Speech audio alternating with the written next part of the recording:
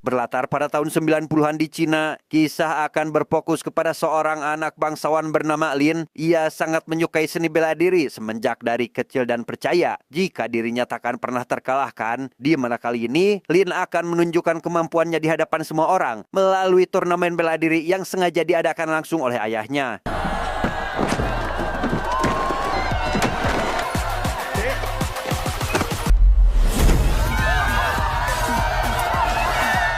Tak butuh waktu lama, Lin mendapatkan lawan yakni seorang pemuda bernama Biao. Ia dengan senang hati akan meladeni pria tersebut termasuk beberapa orang random lainnya yang juga ingin merasakan sensasi kekalahan dan...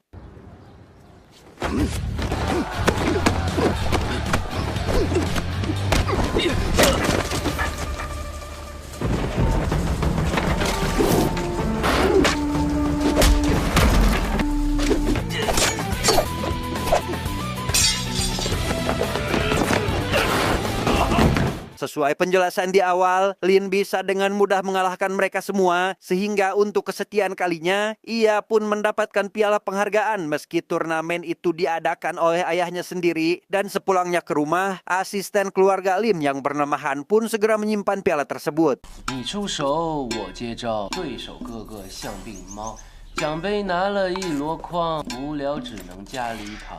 Di sana, Lin mengungkapkan keinginannya yang ingin pergi ke Shanghai. Ia mendengar jika saat ini kota tersebut telah kedatangan petarung dari luar negeri yang membuatnya terpacu untuk berhadapan dengan para petarung itu. Namun si ayah menolak dan sama sekali tidak ingin mendiskusikannya. 你看，他天生就是一个练武的奇才。那居然都这么厉害了，那以后还干嘛这么辛苦练功呢？ Dia bernama Miao, pacar si ayah yang belum diberikan restu dari Lin untuk menikah karena menganggap jika wanita tersebut hanya menginginkan harta benda yang dimiliki oleh keluarganya. Dan meskipun Miao merasa jika dirinya tidak seperti itu, ia pun tetap sabar dan terus berusaha memberikan yang terbaik untuk keluarga ini. 偏偏要信镇上那些闲言碎语，图你什么啊，爹？我懒得跟你说。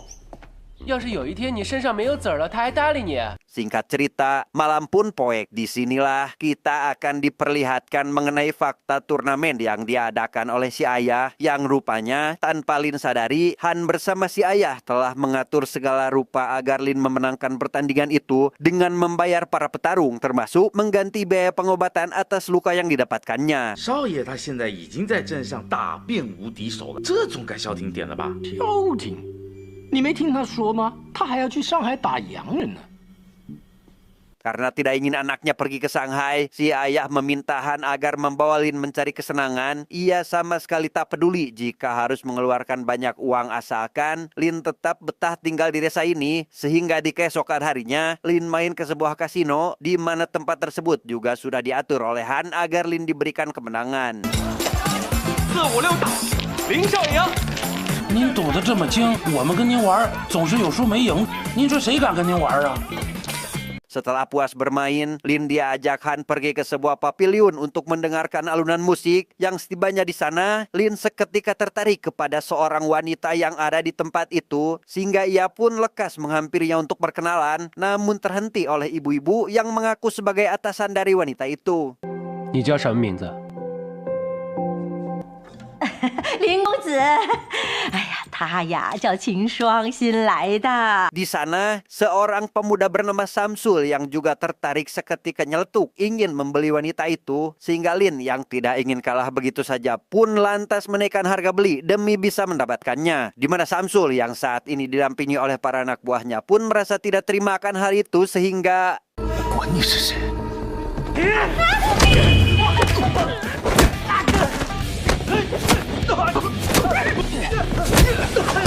Pada akhirnya, Lin yang memberikan harga tinggi tetap memenangkan taruhan, di mana si ibu segera meminta si wanita yang diketahui bernama Yuli untuk pergi ke kamar dan melayani keinginan Lin. Namun Yuli seketika menolak karena menganggap jika dirinya bukanlah seorang pelacur. 你看我怎么对付你！去。林少爷喜欢硬来是吗？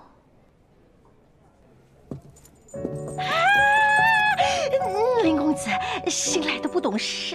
Meskipun demikian, Lin yang sudah terlanjur jatuh cinta kepada Yuli tentu tidak ingin menyerah begitu saja. Ia rela menunggu di tempat itu didampingi beberapa anak buah berharap Yuli datang menghampirinya. Dan selang beberapa hari berlalu, Lin akhirnya dijemput oleh Yuli yang langsung mengajaknya pergi ke dalam kamar.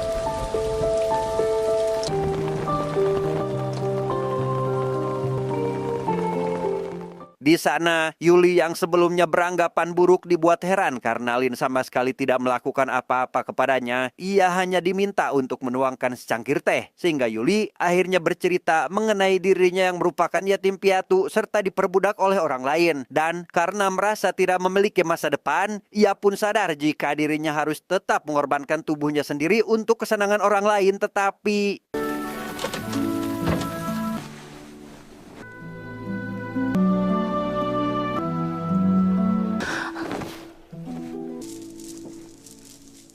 keesokan paginya, Lin menceritakan terkait Yuli kepada ayahnya. Ia meminta izin untuk menikahi wanita tersebut namun ditentang oleh si ayah yang tidak ingin Lin memilih calon istri yang belum diketahui asal-usulnya. Di mana Han malah memberikan saran untuk kawin lari, namun Lin sama sekali tidak tertarik karena ingin menikah secara halal mengikuti adat konvensional pada umumnya. 搞出来个小少爷来，那老爷一高兴，太好了，那不就我开玩笑的。 Saat akan kembali menemui Yuli, Lin yang mendengar suara teriakan lantas segera masuk untuk memastikannya. Yang di sana sudah ada Samsul yang rupanya berniat mencicipi tubuh Yuli secara paksa. Sehingga Lin yang tidak terima jika wanita yang dicintainya diperlakukan seperti binatang pun langsung memberikan pelajaran sampai akhirnya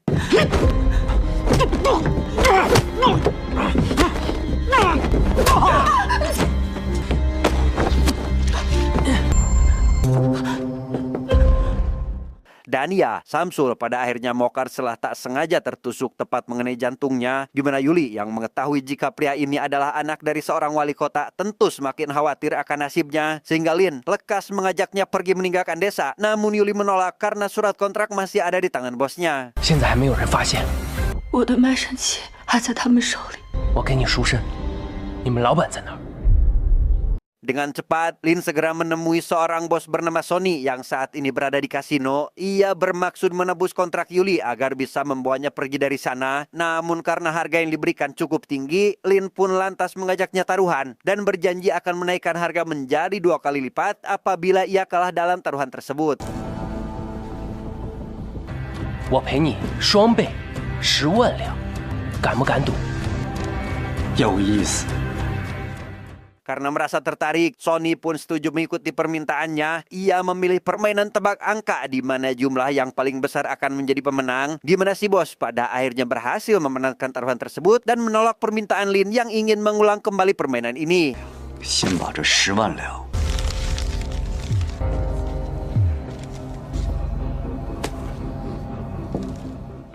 Di tengah keputusasaan itu, Lin dihampiri seorang pria bernama Aceng yang memberitahu jika Sony sebenarnya telah melakukan kecurangan. Bahkan kali ini, ia juga memberitahu terkait Yuli dan Samsul yang masih satu komplotan dengan pria tersebut. Dan untuk membuktikan hal itu, Aceng pun bersedia mengantar Lin untuk memastikan kebenarannya. 江湖骗术8大门，风马燕雀。 Setibanya di suatu tempat, Lin benar-benar dibuat terkejut saat menyadari jika Yuli memang bersekongkol dengan mereka. Namun bukannya kecewa, ia justru malah semakin bersemangat ingin mendapatkan kontrak Yuli karena beranggapan jika wanita tersebut hanya diperalat oleh Sony. Di mana Lin kembali mengajukan taruhan, yakni bertarung melawan salah satu dari mereka dengan mempertaruhkan kediamannya. 你还想要什么？要你们林家的宅子，赌了，空口无凭。立字为据。 Keesokan harinya saat pertandingan akan dimulai, Lin kembali dibuat terkejut karena orang yang akan menjadi lawannya saat ini adalah Aceng, di mana pria tersebut rupanya masih satu komplotan, bahkan merupakan bos dari mereka bertiga. Namun karena surat perjanjian telah disepakati, ia pun tidak dapat mundur begitu saja dan merasa yakin jika dirinya akan tetap memenangkan pertarungan tersebut. Tapi apa yang terjadi?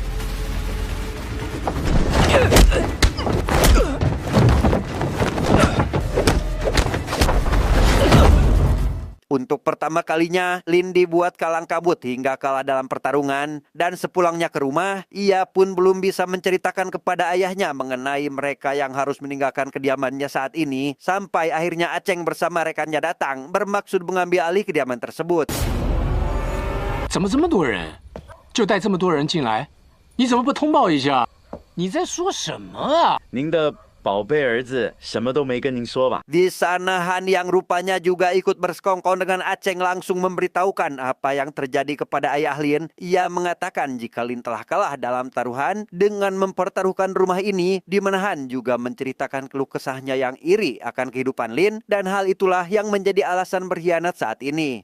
你除了有钱，却只能跟在你旁边点头哈腰。我能做的比你好100倍。混账东西，没有良心的东西啊！ Meski merasa kecewa, si ayah tetap memaklumi kesalahan Lin dan bersedia merelakan kediamannya. Dan di tengah hujan deras yang sedang berlangsung, mereka berdua tetap berusaha tertawa gembira meski sebenarnya belum memiliki tujuan, di mana Lin hanya bisa meminta maaf atas kecerobohan yang membuat nasib mereka seperti ini.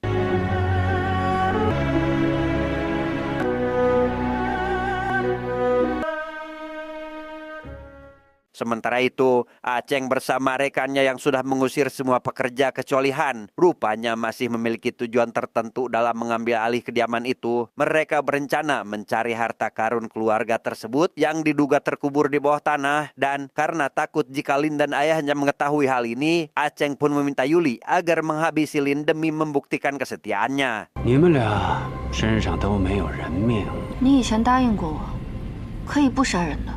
我食言了。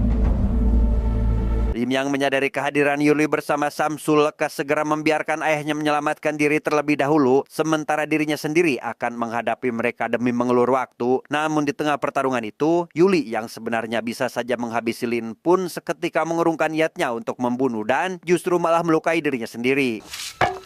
你走吧。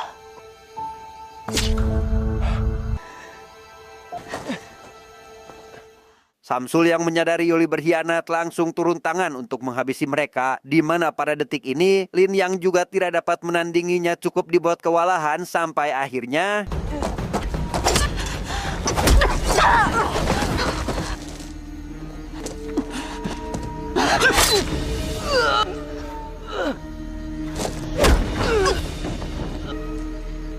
Esokan paginya, Lin yang baru tersadar saat ini sudah berada di suatu desa dengan didampingi ayahnya, di mana si ayah yang mendengar anaknya ini terus menanyakan kondisi Yuli tentu merasa kesal karena wanita itu hanyalah seorang penipu. Hingga tak lama Miao datang yang ternyata merupakan pemilik dari kediaman ini. 秦霜呢？ Setelah melihat kondisi Yuli yang belum juga sadarkan diri, Lin yang sebelumnya mengira jika dirinya sudah ahli dalam urusan bela diri, tentu merasa heran dapat dikalahkan dengan mudah, di mana Miao yang mendengar hal itu lekas menyarankannya agar mencari guru untuk mengasah kembali kemampuan bela dirinya. Dan karena Miao mengatakan jika saat ini orang yang dicari cukup dekat, Lin justru malah mengira jika pria gelandanganlah orang yang dimaksud.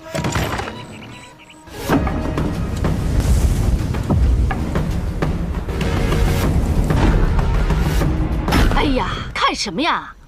在这儿。 Dan ya, Lin yang mendengar jika Miao lah orang yang mengajarinya tentu sama sekali tidak percaya dan lekas meninggalkannya begitu saja. Yang di sana, ia kembali bertemu dengan Biao yang notabene pernah dikalahkannya waktu itu. Di mana kali ini, Biao dengan penuh kepercayaan diri lekas mengajaknya berduel dan... 你来笑话我吧。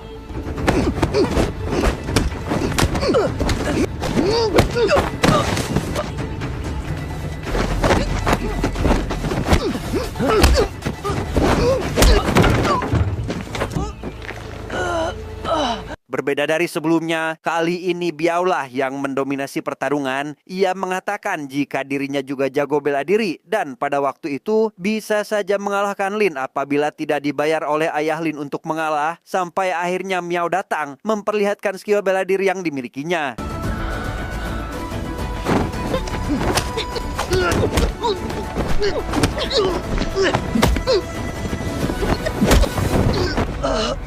Lin yang baru mengetahui hal tersebut tentu merasa kesal karena dibohongi oleh ayahnya hingga pada malam harinya ia melampiaskan kekesalannya itu dengan menghancurkan barang apapun yang ada di hadapannya saat ini, di mana Yuli yang menyadari hal itu lekas menghampirinya untuk meyakinkan jika sesuatu akan bisa digapai apabila sungguh-sungguh dalam mempelajarinya. 如果你觉得以前的路走弯了，你面对那些恶狼的时候，还怕从头再来？ Saat Lin akan kembali ke kamar, si ayah menceritakan terkait alasannya melarang Lin tidak pergi ke Shanghai, di mana pada waktu itu orang Jepang pernah mengadakan turnamen bela diri dan menghina orang Tiongkok dengan memprovokasi jika Tiongkok tidak ada apa-apanya dalam bidang bela diri, hingga pada akhirnya ibu dari Lin memutuskan turun tangan dan berhasil mengalahkan sebagian petarung Jepang, namun naas nyawanya tidak terselamatkan akibat diberi sebuah racun sebelum memulai pertandingan.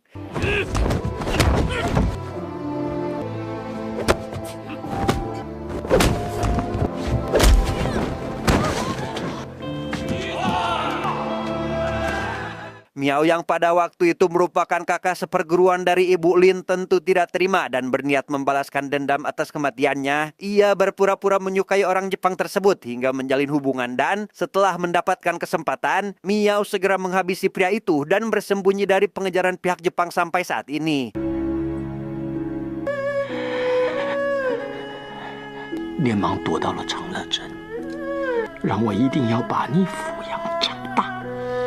Mengetahui hal tersebut, Lin segera menemui Miao untuk meminta maaf atas perlakuannya selama ini. Namun Miao sama sekali tidak memperdulikannya karena sudah menganggap Lin sebagai anaknya sendiri. Dan karena Lin ingin mendalami teknik bela diri yang diberi nama tinju mabuk, Miao pun dengan senang hati bersedia akan mengajarkannya.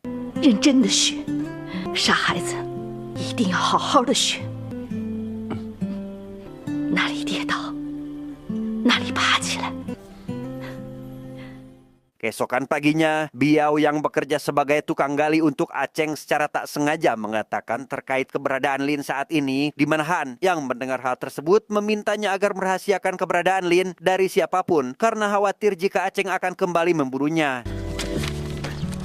你们见过他的事，谁都不要说啊！ Sementara itu, Miao yang akan memulai latihan meminta Lin untuk meminum tuak terlebih dahulu, ia meyakinkan bahwa pemabuk berat hatinya akan tetap sadar untuk bertindak. Namun karena Lin masih pemula, satu teguk saja justru malah membuatnya seketika tak sadarkan diri. 义不罪，人罪，融会贯通在醉拳的招式。 Dalam kondisi sempoyongan, Lin kembali memulai latihan dan selalu memakan masakan yang diberikan campuran tuak. Hingga selang beberapa hari berlalu, kemampuannya mulai meningkat meski terkadang tidak sembari meminum minuman yang disiapkan. Namun Lin tetap menghabiskan kesehariannya untuk berlatih.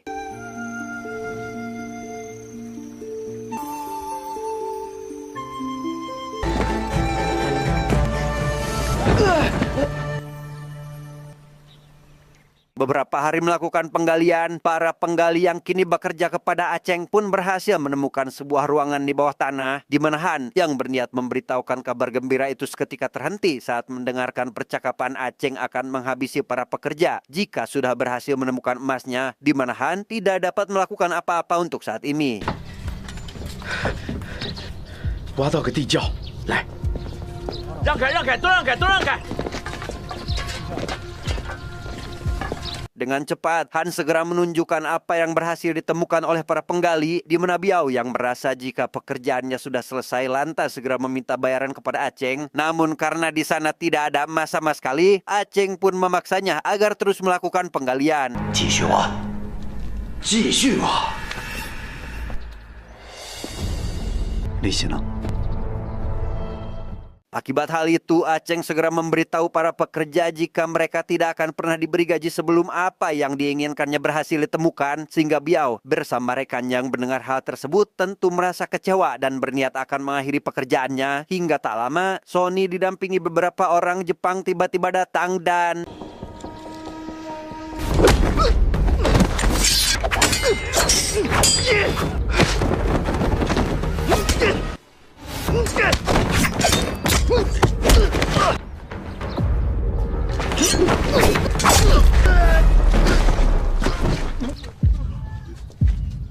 Han yang mengetahui rencana jahat Aceng diam-diam melarikan diri dari tempat tersebut. Ia menemui Lin untuk menceritakan semuanya sekaligus meminta maaf karena telah berkhianat, di mana Yuli yang juga mengetahui rencana Aceng mengatakan jika sebenarnya ia tidak ingin memberitahukan masalah ini karena takut Lin akan mengambil resiko. Sempat berniat mengikhlaskannya begitu saja, Lin pada akhirnya memutuskan untuk menemui Aceng yang bersekongkol dengan orang Jepang untuk menghabisi seluruh warga desa. 就是不希望你去冒险，什么事都可能做得出来。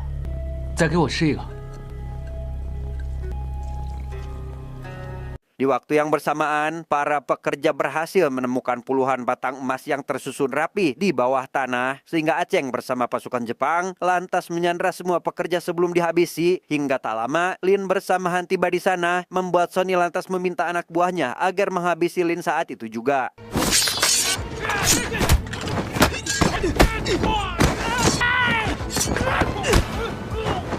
Di tengah pertarungan, Miao dan Yuli juga datang untuk membantu. Mereka akan menghabisi orang Jepang yang ada di luar, sementara Lin disarankan untuk mencari keberadaan Aceng. Hingga tanpa buang waktu, Lin segera mengikuti arahan dari Han yang ingin mengantarkannya ke salah satu lubang penggalian.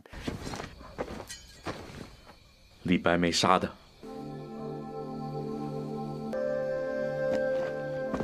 Setibanya di lokasi yang dimaksud, Lin langsung dihadang oleh beberapa orang Jepang yang ada di sana. Dan setelah menumbangkan mereka, Lin harus kembali berhadapan dengan Aceng yang tentunya lebih mahir dalam bela diri. Sementara Miao dan Yuli masih disibukkan oleh Sonny bersama rekannya, namun bisa dengan mudah mengalahkan dua pria tersebut.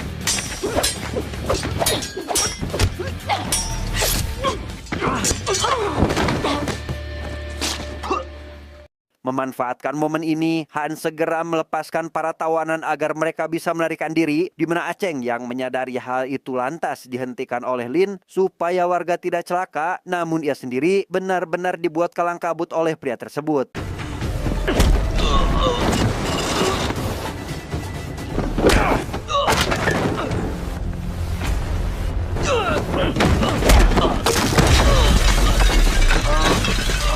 Pada detik ini, Lin kembali mengingat apa yang diajarkan oleh Miao perihal tinju mabuk yang mengandalkan hati untuk bertarung. Sehingga Lin kembali bangkit dan mulai melakukan gerakan oleng untuk menghadapi Aceng. Karena Lin sudah terbiasa mempelajari teknik itu meski dalam kondisi tidak mabuk sekalipun.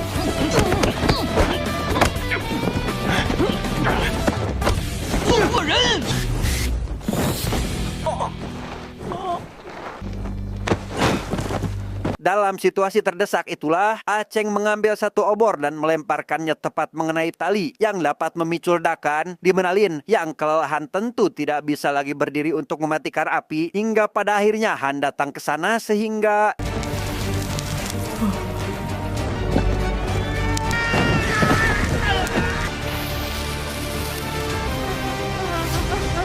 Beberapa hari kemudian, Lin kembali mendapatkan kediamannya seperti semula. Namun untuk emas batangan yang tersimpan di bawah tanah, ia menyumbangkan semua emas tersebut untuk orang lain yang lebih membutuhkan. Di mana kali ini, ia hanya menyimpan 2 batang emas untuk memulai hidup baru. 我就知道。你要是敢告诉咱爹，你就死定了。 Di sana, Lin mengatakan jika dirinya akan pergi ke Shanghai secara diam-diam. Hingga tak lama, si ayah datang dan mengetahui apa yang dikatakan oleh Lin barusan. Namun bukannya melarang, si ayah justru langsung memberikan izin untuk membiarkan anaknya pergi. Sehingga Lin lekas mengajak Yuli untuk menuju kota yang menjadi impiannya. 那是不是就是我的人了呢？去吧，还给我。记得写信回来报平安啊！ Tamat, ending yang sangat membagongkan.